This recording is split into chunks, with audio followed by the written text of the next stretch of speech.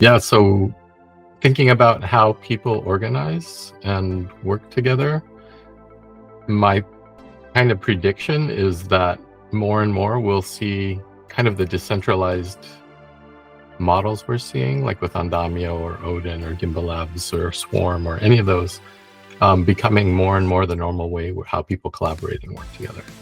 And when you do that, having tools to onboard, educate, certify people with skills, and then they can start to contribute. Those are very important infrastructure bits that we need to be building. And then further on top of that is starting to come up with what are the governance methods, and that starts at the human level, and then we can build the tooling around that, around how to collaborate, how to make decisions, how to spend funds, all of that.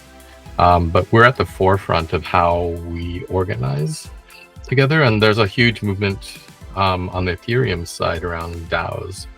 And one stat that I heard recently is there's 1,000 new DAOs created a day, and they're using some of the older models around like creating a DAO. There's a treasury, here's a token, here's how we vote on everything.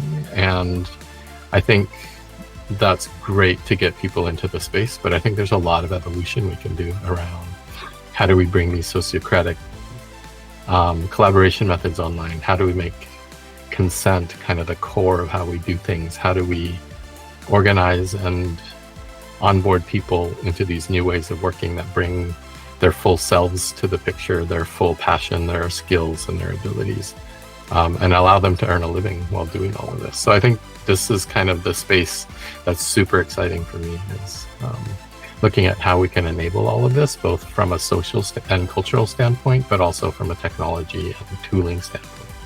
And I think this is where things like Andamio play a pretty crucial role in figuring out some of these pieces. And I think starting with the education and onboarding stuff is kind of a great way to test the waters, and then we can start to add the stuff rather than starting with like DAO software where the primary thing is how you vote or distribute treasury things.